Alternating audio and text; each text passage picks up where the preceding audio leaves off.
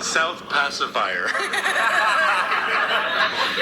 I would have also accepted the Pound of Music. Or the best little warehouse in Texas. Another niche rave happened in Edmonton and Toronto this week. Now listen to this quote and tell me, if you can, the theme of this rave. Porque eso es lo más de mi familia, eso son libres, pero la cocina está a 2.500, 3.500 euros, eso, alguien tiene la culpa, ¿no? Alguien pienso en lamentar aunque no hables, estás emitiendo la de viento y lo tienes delante, tienes contacto visual. En este caso está chopita eterna, contacto visual y auditivo. No mucho, a mí no me convenía el metano, gas, enfriado, no podéis enfriarlo más. Teníais dos too much, no, said too much. Pero viene antes del libro, eso. Y yo estoy en salud mental, eso con el UFO. Eso es. La hembra está al tercio. Y bajan el ordenador, eso, porque yo le he dicho a mi madre y ella que me ha dicho a mí, eso, pues su hermano que le ha dicho a él, eso. This place is empty without you, solo que ahora esto tiene 29 minutos de disco duro y yo tengo que subir a plato, eso, porque un UFO llamado Rey Marte, con Y, Rey Martillo, el planeta dominante de la galaxia, ¿no? Tiene la intención de crear una especie de ente que graba real. Mi pregunta es leal al UFO, eso, quítate de la vista, eso, igual que la mía legal con su familia, eso. En virtual me veis y lo tenéis en cuenta, no es tu raza. Esto es Canadá, no es tu raza, eso, porque el cola no fue, me ha respondido mi padre. Yo estoy circuncidado, el de pingüino, eso. Una Coca-Cola, el cole, la Coca-Cola, eso. Era la clave para entrar en el Kremlin, eso. El cola no fue pingüino, eso. No fue la cita, eso. Cada 25 pone cada 31 el prospecto.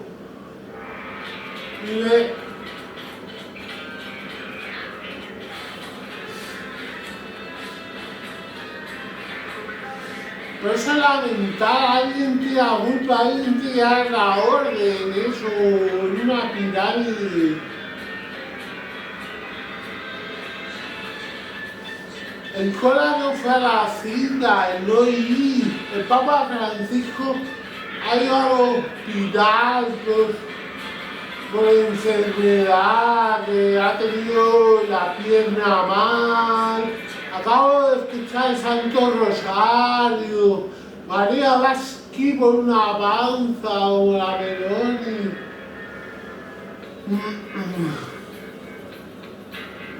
No match. Ah, con el UFO, eso. Del resto, Obama, abasta The card in the back of the book el planeta también tiene la culpa de eso. 13-year-old Elvis Presley. Yo no firmo la ley de eso. It's the earliest Según lo escrito, las constituciones, las vais cambiando. Eso a UFO le dará igual, porque no es de 81, es del 80, eso. Signed up from a New Hampshire library in 1959. One of the 17 signatures on it was reclusive author Y él se va y lleva mis coches, está a nombre de mi madre. Eso. also sold at auction for a pretty Pero lo penny. discuto con el UFO, eso lo hago contigo, eso es de los santos cojones del 1.74, el 175 de Seplion, de veneno, eso. Be worth somewhere in the neighborhood. Lo cómodo para él, pero yo he visto cuerda, eso. Y lejía, I always wish I could stumble upon a valuable book like el that. nieto de Pablo Picasso murió de lejía, At least eso. 5 books on the go at any one time. While I buy most of my books, my father is an avid library fan. He also has about 5 books on the go at any given time. Apple, eat tree. When I was young, I would go to the library often. I loved having a library card. At that age, it was the only card I had with my name on it. I would borrow books and was always keenly aware of when they were due, because overdue fines were one thing I could not afford. Recently, at a branch of the Toronto Public Library, an overdue book was finally returned. It was a copy of Ernest Hemingway's For Whom the Bell Tolls. It was overdue by 32 years and 72 days. At the Toronto Public Library's 35 cents per day overdue rate, the fine would have been about $4,000.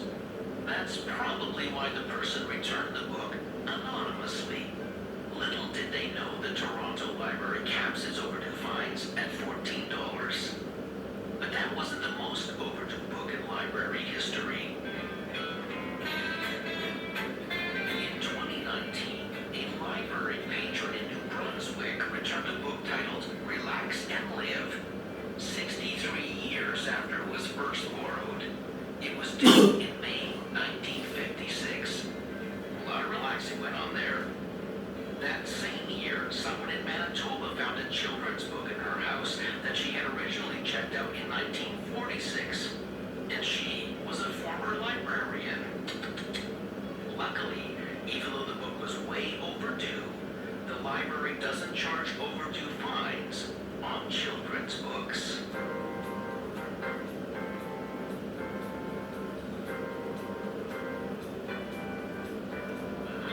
There is something else way overdue on this show, and that is the subject of library marketing. Like any other organization or business, libraries have to market their services. Because libraries don't have big marketing budgets, they have to rely on creativity. And when I look around at the marketing libraries are creating these days, I can't help but be impressed. You're under the influence.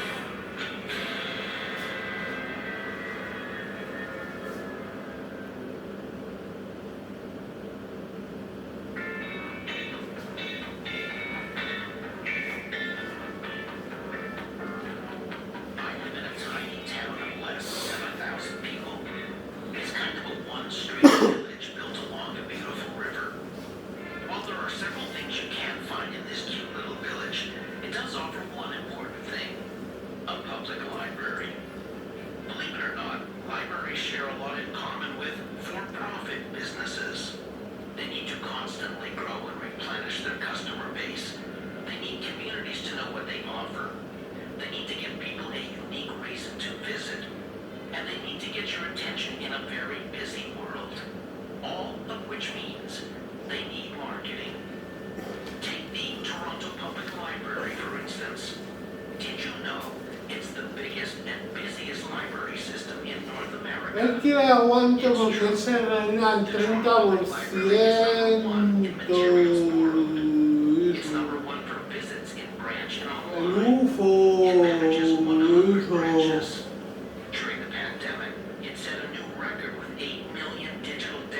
Con la UMA al 30% y la Purlo al 40%. Y eso.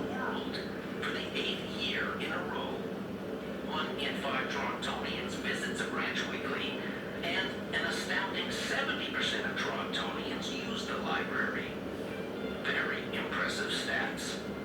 And way back in 2019, the Toronto Public Library took advantage of an opportunity.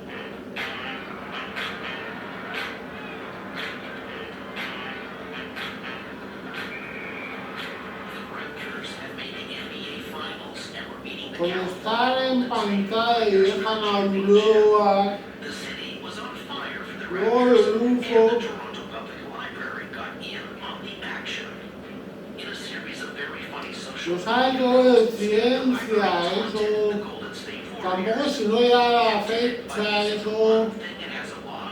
Falta mucho, 5 days eso. prior to Game 1, the Toronto Public Library posted a Twitter video of 2 books being scanned. Tiene 58, One book was titled comente eso, pero por eso le da mi And anto. when they were scanned together, they made this sound. Hashtag We the North. Then on game day, the Toronto Library tweeted a photo of 4 carefully chosen books stacked on top of one another. The title of the first book was Tonight. The title of the second book was Raptors. The third Sí, was porque Eat. claro, lo mejor para la humanidad eso no es de, Together they said, no es el "Tonight, evangelio de Raptors eat curry." Rufo, A funny taunt to the ni Golden State tenéis Warriors and their los star point guard, porcentajes, Steph a Curry. los Then the San votos, Francisco ni los Public Library responded with a tweet that said, territorios "Hey, at Toronto Library, don't you know unidos, that dinosaurs are extinct?" ni siquiera calabo por Now, there wasn't eso. just a basketball final going on. There was a Lo ven library como un trash talk. terremoto, borrete. The Raptors would win Game 1. The Warriors won Game 2. Just before Game 3, O sea, el the San Francisco Library Berlusconi tweeted y a photo of eso. someone reading a book about the Golden State Warriors with the caption, "Once upon a time, there was a basketball team that won the championship over and over and over again. We know how the story ends." The Toronto Library responded with a photo of 3 books with the titles Prediction Analysis, Raptors, Triumph. Then the Oakland Public Library stepped up and sent a tweet showing 2 books. One title was What's for Dinner? The other said Velociraptor. For Game 4, the Toronto Library tweeted a photo of 6 book titles. Together, the spines read, When push comes to shove, we don't hate, we decimate. Then just before the final championship game, the Toronto Library tweeted a photo of 3 books. Their titles read, California Dreamin', Becoming Nightmares. The Oakland Library responded with 3 book titles of their own that read, No Chance Dinosaurs. Well, chance. The Raptors defeated the Warriors and won the NBA championship that night. To which the San Francisco Library graciously tweeted, Congratulations to you, Toronto Library, and the city of Toronto. Hashtag basketball and books. The library trash talk was fun and funny and attracted thousands of followers.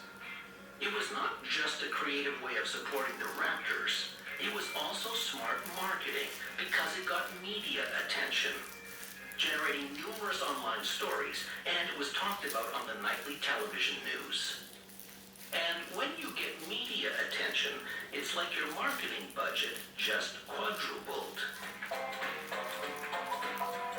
When Raptors star Kawhi Leonard was rumored to be leaving the Raptors after the championship, a lot of goodies were dangled in front of Leonard to persuade him to stay, including a contract worth $190 million, a free multi-million-dollar condo, free food for life, and the key to the city. You already have the keys to our hearts.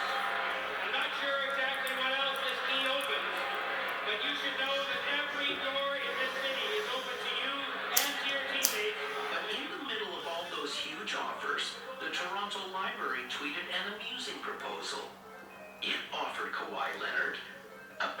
price library card. The offer was so small, it was hilarious, and again attracted a lot of press attention for the library. It reminded me of the time Saturday Night Live producer Lorne Michaels offered the Beatles a certain amount of money to get back together. Now here it is, as you can see, verifiably, it is... 这是要对于全部战场的，说啥路费给好。 The Toronto Public Library's social media campaign was smart, cheeky, and timely, placing the library in the middle of a heightened media frenzy, supporting the Raptors, and doing it the library way, attracting attention by simply using book titles and a library card.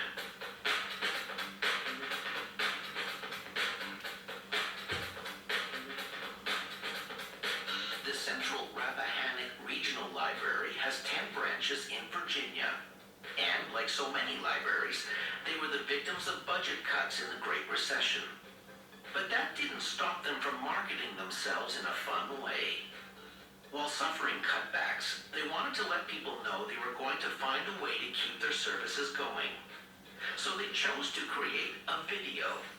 It was a parody of Gloria Gaynor's song, I Will Survive, and featured librarians from 8 of the branches dancing to the tune. Listen to the lyrics. When the budget was first flat, I was petrified. How could do my job with my new printers in eye? Then I ran off a few more. They didn't look too wrong. The streets so long, but we'll just have to get along. So we stepped back in the library base, approving fewer but better programs without the scrape. Should we stop inviting authors? Should we buy children's books? Pretty sure that the homeschoolers just give us dirty looks. Come on now, walk in our door. Just wander around now. You are welcome to explore. Did you think we'd stop reading to your kids? We still want them to learn about the pyramids and then advise. Have fun with time. For as long as we have patrons, libraries will stay alive. We've got computers to crack and so much to check out. We will survive. We will survive. Hey, hey. The video wasn't slick, but the librarians were having a lot of fun. The message was clear. The librarians were committed to keeping the library vital in spite of budget cuts. To date, that video has over 180,000 views.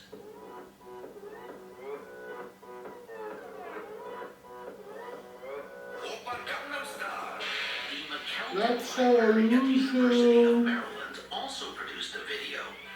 It featured the hit tune Gangnam Style and showed students and library staff all dancing with wild abandon through the halls and book racks of the library. The